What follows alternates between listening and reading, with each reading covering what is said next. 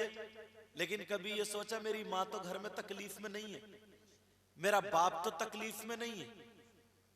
हम चले जाते हैं तो सैयद साहब पांव दबा दे, पांव दबा दे, पीरों के पांव दबाते दबाते गोश्त पुलपुला कर दिया। और अम्मा रात को पांव पटपटा रही है, बाप भी बेचारा पांव पटपटा रहा, तो कभी बाप के आधा घंटा बैठ के पांव नहीं दबा सकता, जो ओरिजिनल चीज है, असली चीज। प्यारो सुनो, अगर मेरी ये बात गलत हो तो ये उलमा पकड़ लेंगे, जो भी बोलूंगा जिम्मेदारी से बोल करके जाऊंगा। और सिमरावा के गयूर मुसलमानों सुनो, अगर 1000 पीर इधर खड़े हो और माँ बाप इधर हो, अगर माँ बाप नाराज हो, वो सब के सब दुआ करते करते थक जाए, तो एक की भी दुआ तुम्हारे हक में काबिल कबूल नहीं।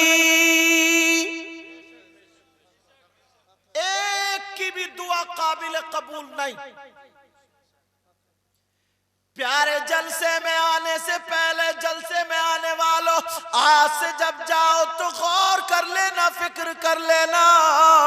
सबको तो अच्छा नवाजते सब बातें, मगर कोई नौजवान ऐसा नहीं दिखता अपनी कमाई में से 20 रुपए के 2 अंडे ला करके अपने हाथ से उबाल के नमक डाल के माँ की बारगाह में पेश कर दे, बाप की बारगाह में पेश कर दे। सुनो जरा सुनो, लाखों पीर की दुआएं एक तरफ, और ये 20 रुपए में जो तुम्हारी माँ दुआ दे देगी वो एक तरफ। अल्लाह बरकतें फरमाए। उसका जवाब नहीं ला सकते आप, उसका जवाब नहीं ला सकते। और ये मैं अपनी बात तो नहीं कह रहा हूं ना, ये तो नबी का फरमान है। बोलो होता नहीं, हर आदमी चाहता है मेरी दुआ कबूल हो जाए। बोलो चाहते हो नहीं चाहते? बोलो इतना बोलो, चाहते हो नहीं चाहते? यही वजह है सब लोग अच्छी अच्छी जगहों पे जाते हैं ताकि दुआएं कबूल हो जाए, इसीलिए जाते। मजार शरीफ पे भी जाते हो और जाना चाहिए। हाँ, एक बात मुझे याद आ गई, जाना चाहिए, लेकिन मर्दों को जाना चाहिए, औरतों को जाना मजार पे जायज नहीं। औरतों का मजारात पर जाना जायज, और सबसे ज्यादा मजार पे यही पटपड़वी मिलेंगे, सबसे ज्यादा। अल्लाह माफ फरमाए।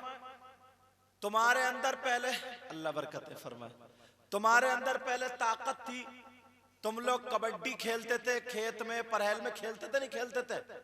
अब तो तुम्हारे अंदर ताकत रही नहीं, तो तुम तो कबड्डी खेलते नहीं, अब ये मज़ारों पे कबड्डी खेल रही है। हाँ हाँ। और मसले की बात सुनो, अल्लाह बरकत फरमाए। अब तुम मुझे नोट ही अगर देते रहोगे तो मैं सुनाऊंगा क्या? अच्छा मेरी एक बात सुनोगे प्यार से, अल्लाह बरकतें फरमाए। तुम अब पैसे देने मुझे मत आओ, पहले मेरी सुन लो। तुम कोई बात अच्छी लगे ना तो निकाल के जेब में से हाथ में रख लो। अल्लाह बरकतें फरमाए। तो निकाल के हाथ में रख लो, जब मैं तकरीर खत्म करूं ना तो मुझसे मुसाफा कर लियो, ठीक है? और अगर किसी का रह जाए तो सुबह मस्जिद में जाकर डाल दियो, ठीक है ना? मगर सुन लो मेरा असली नजराना यही होगा। अच्छा ना मैं ज्यादा तुमसे चिखवाऊं ना कुछ नहीं, मगर प्यार से कुछ बातें सुन लो ताकि घरों तक पहुंच जाए। मैं समझता हूँ अच्छी लग रही तो तुम उठ के जा रहे हो, समझे? मगर मैं थोड़ा वो हो जाता हूँ। मैं ये चाहता हूँ प्यार से सुन लो, तो मेरा सबसे बड़ा नजराना यही है, ठीक है? सुनोगे मोहब्बत से, प्यार से? हाँ, निकाल के रख लियो। और अगर मौका मिल जाए बाद में मुसाफा करने का तो दे दियो, अगर नहीं मिले तो कर्ज नहीं है, चाहे माँ की खिदमत में, बाप की खिदमत में, या मस्जिद की गुल्लक में डाल दो, ठीक है? इंशाल्लाह। लेकिन ये बातें सुन के जाओ। एक तो 1:30 वैसे ही बज गया। कारी जाहिद कहाँ गया? मुझसे बोले सैयद साहब मगरिब की नमाज यहीं पढ़ लियो। कहाँ गई? मुझसे बोले मगरिब की नमाज यहीं पढ़ लियो, गांव वाले चाह रहे हैं ना आपकी तकरीर होनी है। हम बड़े खुश हुए, हमने कहा चलो जल्दी मौका मिलेगा। फिर इनमें से शायद इनमें से को बोले आपका नंबर 10:30 बजे आ जाएगा। इन्होंने ना तो सोने दिया अब लाए 1:30 बजे उठा के। और तुम्हें भी भाई जिस्म है आदमी का, तुम भी तो बैठे बैठे थक गए होगे, समझे? वो तो अल्लाह का फजल है, थके नहीं हो, समझे? अल्लाह ताला बरकत अता फरमाए। हाँ, तो मैं जहां मौजू बना के लाऊं ना, निकाल निकाल के बातें ताकि काम की होती। अब ज्यादा मत उठियो कोई भी, ठीक है ना? हाँ, अल्लाह अल्लाह, तुम तो मजार पे जाते हो लेकिन औरतों का जाना जायज नहीं। और एक मसले की बात और बताऊं, औरत को शौहर की इजाजत के बगैर घर से निकलना जायज नहीं। ये जितनी आई है तो सब इजाजत लेकर आई होंगी। अब तो जमाना ही उल्टा है मेरे भाई। अच्छा चलो उनकी तो छोड़ो, तुम तो इजाजत लेके ही आए हो ना। अच्छा है नहीं इधर, ये बहुत जी कह रहे हैं, तजर्बा इन्हें भी हो गया। मौलाना को भी देखा मैं, हाँ, मौलाना को भी देखा मैं, थोड़ी देर में आऊंगा, गेट बंद कर लिए गेट। अब इजाजत इनको लेनी नहीं पड़ रही है, तुम्हें लेनी पड़ रही है। और मेरा एक जुमला है तकरीर का, अगर मैं कह दूं तो तुम हंसोगे। इजाजत ले रही है, तुम तो चले गए धान लगाने और ये चली गई मोहल्ले में आग लगाने। ये है अल्लाह अल्लाह। चलो नबी फरमाते सलासा, तवज्जो, 3 तरह के लोग ऐसे जिनकी कोई इबादत काबिल कबूल नहीं। नंबर 1, अला कुल वालिदै, माँ बाप का नाफरमान, माँ बाप का कहना ना मानने वाला, माँ बाप को तकलीफ देने वाला, उसकी कोई इबादत काबिल कबूल नहीं। हर आदमी चाहता है दुआ कबूल हो, मैं भी चाहता हूं, आप भी चाहते हैं दुआ कबूल हो। मजार शरीफ पे इसीलिए जाते हैं, यहीं से बात कटी थी। जाना भी चाहिए, मगर सबकी दुआएं हाथों हाथ कबूल हो जाती है? बोलो, अगर होती होती तो अब तक पड़ोसी पड़ोसी को मरवा चुका होता। इतना जलन हसद भरा सामने से मिलेगा, हाँ तुम बहुत अच्छे हो, बहुत अच्छे है, अच्छा पीछे। इस यही वजह है आदमी सियासतों में फंस गया, बुराइयों में फंस गया, तेरी मेरी। और अल्लाह माफ फरमाए, बुरा मत मानना, मुझे यहाँ का पता नहीं है। एक जगह हम तकरीर करने का, तो उस मस्जिद का इमाम इस मस्जिद का मोहल्ले में इलेक्शन लड़ा रहा, वो कह रहे उधर मत जाइयो, वो कह रहे उधर मत जाइयो, मुक्तदियों को फांसे पड़ा, वो उधर वो उधर। जो बात हो हक में तो कह के जाता हूं भैया, समझे? अल्लाह अल्लाह सुनो, हाथों हाथ गारंटेड, हाथों हाथ उसी वक्त कबूल नहीं, हालांकि वो भी कबूल होती है, अल्लाह रोक लेता है, इसलिए उसकी जजा तुम्हें आखिरत में मिलेगी। तुमने दुआ मांगी, तुम्हें रिजल्ट नहीं मिला, तुम समझ रहे दुआ कबूल नहीं हो रही है, उसकी जजा आखिरत में मिलेगी। प्यारो तुम जाते हो दुआओं के लिए, मगर एक बारगाह अगर इजाजत हो तो मैं भी बता दूं, जा 100% दुआ कबूल होती है, अगर ना हो तो मेरा दामन पकड़ लेना। बता दूं वो बारगाह कौन सी है, कहां है वो खानका? मज़ारात पर औरतों का जाना जायज नहीं, मगर इस बारगाह में औरतों का जाना भी जायज है, जो मैं बताऊंगा। अल्लाह अल्लाह, वो बारगाह कौन सी है लिख लो, पता नोट कर लो। कौन कौन जाएगा? सब लोग चलेंगे ना? हाँ, दुआ तो फ्री में सब जाते ही है, इसलिए तक कबूल हो जाए। लेकिन प्यार सुनो, उस जगह का मेरी बहनें भी पता लिख ले, आप भी पता लिख लो, वो बारगाह कौन सी है, वो जगह कौन सी है, जहां पे दुआ रद्द नहीं होती। वो बारगाह वो है तुम्हारी माँ, तुम्हारे बाप, अपने माँ बाप को राजी कर लो, और जब माँ बाप राजी हो जाए उनसे दुआ करा लो। अगर माँ या बाप लड़खड़ाते हुए हाथों से दुआ कर दे तो खुदा की कसम दुआ रद्द नहीं हो सकती।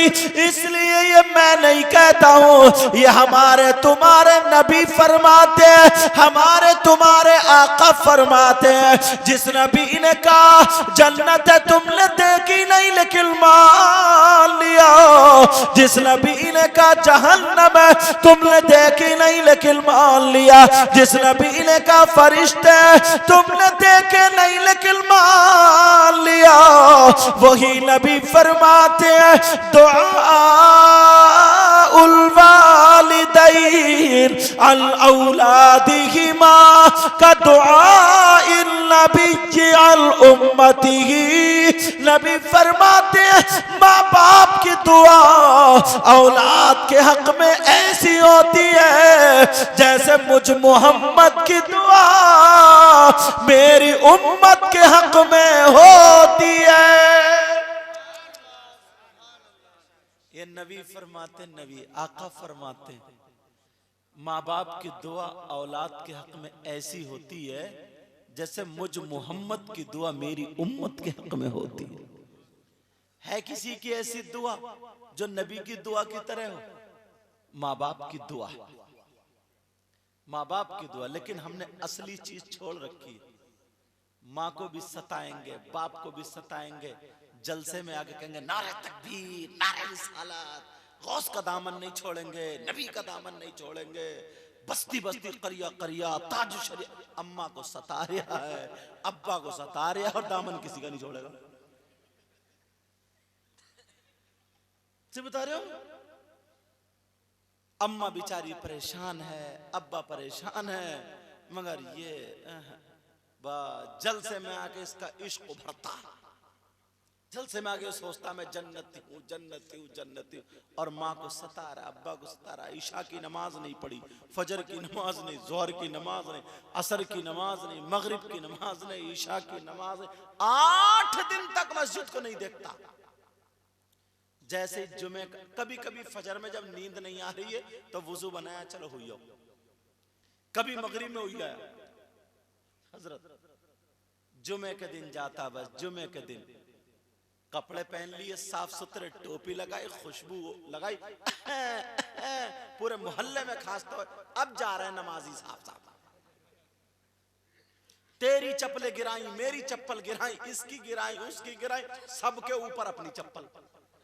अब जा रहे हैं नमाजी साहब। पहुंचे मस्जिद में तो पहले वाली सब में इधर टहले उधर टहले, यार जाला बहुत हो रहा भाई, ये घड़ी पे धूल बहुत है, पूरी मस्जिद में शोर मचाता फिर रहे आ गए नवाब साहब, पूरी मस्जिद में कदर काटता फिर रहे आ गए साहब लपटन साहब। आगे वाली सफ में जाके बैठ गए। अब इमाम साहब कर रहे हैं तकरीर या बयान या कोई मसाइल बयान कर रहे हैं, अगर 2 मिनट निकल गए ना तो बस इसकी त्यूरी चढ़ गई। तो कभी घड़ी को देखेगा तो कभी इमाम को देखेगा, कभी घड़ी को कभी इमाम को, बेचारे को भुलवा देगा उसका सबक भी। और बाहर निकल के कहेगा बोले यार ये इमाम रखने का कोई, इसे टाइम का ही पता नहीं। अल्लाह के बंदो 2 मिनट मस्जिद में बैठे रहते तो मर जाते क्या है? और अगर चलो इंतकाल हो भी जाता तो मस्जिद से अच्छा क्या? सबसे अच्छी जगह मस्जिद है। बुराइयों से बचते, पाप से बचते, इधर आदर खुराफातों से बचते, अल्लाह का कलाम सुन रहे, रसूलुल्लाह का फरमान सुन रहे, नसीहत की बातें सुन रहे। जितनी देर मस्जिद में बैठे इबादत है, मगर शैतान अंदर से कचो के मार रहा, जल्दी हटाइए से इमाम को, जल्दी हटाइए, पीछे पड़ गया पीछे।